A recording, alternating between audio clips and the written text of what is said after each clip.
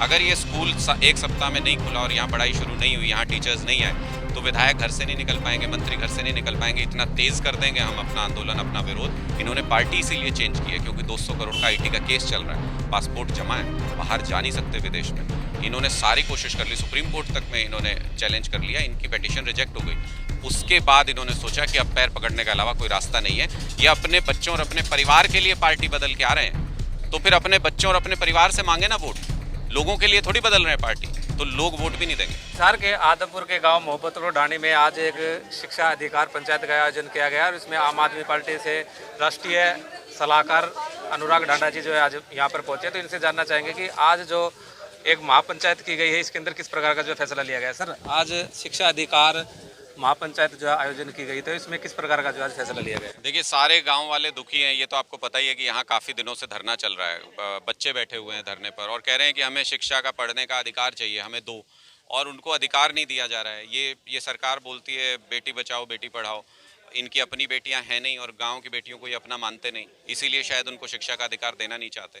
तो इन सब बातों को लेकर के आज यहाँ पर चर्चा हुई, बहुत लोगों ने अपने विचार रखे।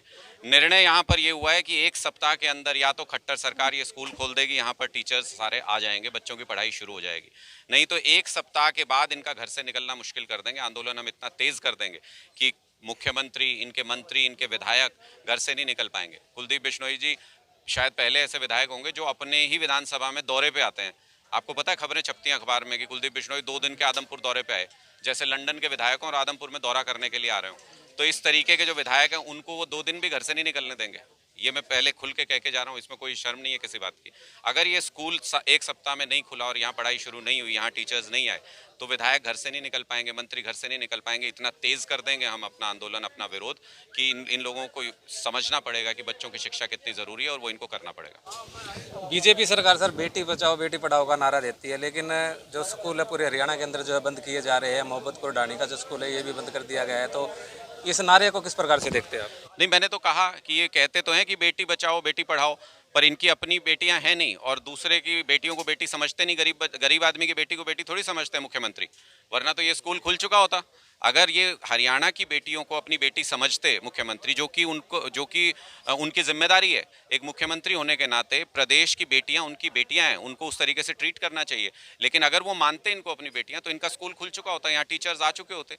ये तो अलग अलग ऐसे ऐसे उदाहरण देते हैं कि एसएस के टीचर हिंदी और इंग्लिश पढ़ा लेंगे और फिजिक्स के टीचर मैथ पढ़ा लेंगे। कभी बोलते हैं अध्यापक ज़्यादा टीचर कम हो गए, कभी बोलते हैं टीचर ज़्यादा अध्यापक कम हो गए हैं।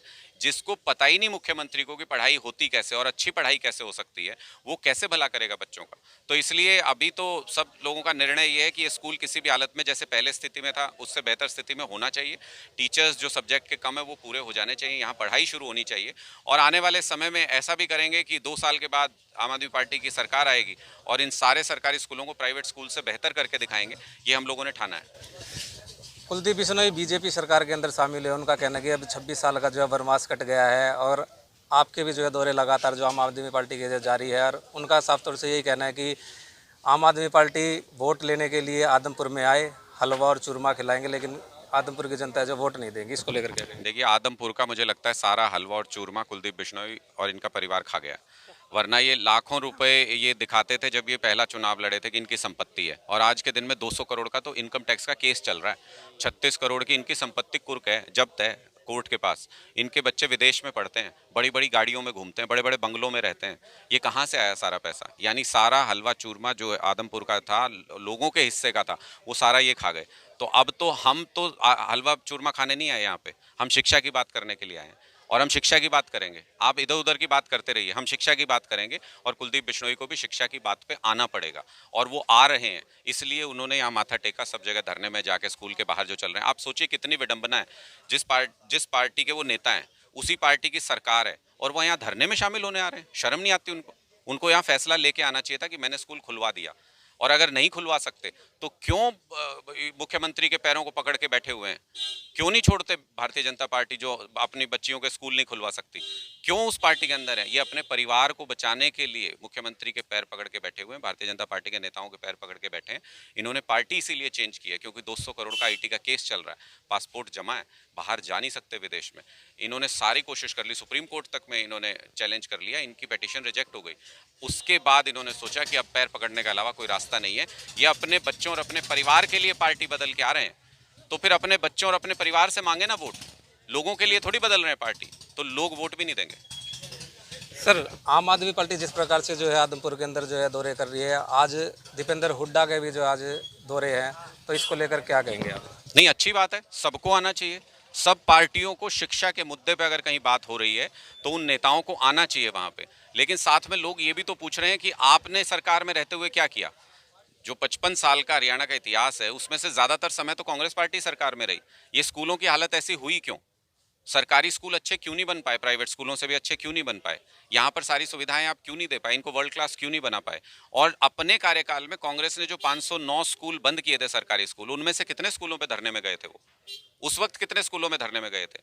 यानी वो लोग वोट के लिए आते हैं यहाँ पर धरने में, शिक्षा के लिए नहीं आते।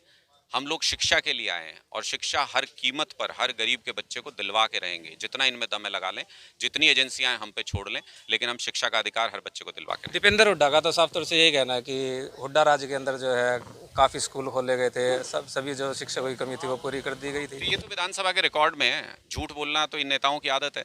ये विधानसभा के रिकॉर्ड में आप देख लीजिए 509 स्कूल बंद हुए थे कि नहीं हुए थे कांग्रेस के टाइम में। और अगर बंद हुए थे तो वो किसके स्कूल थे? वो टैक्स के पैसे से नहीं बने थे क्या?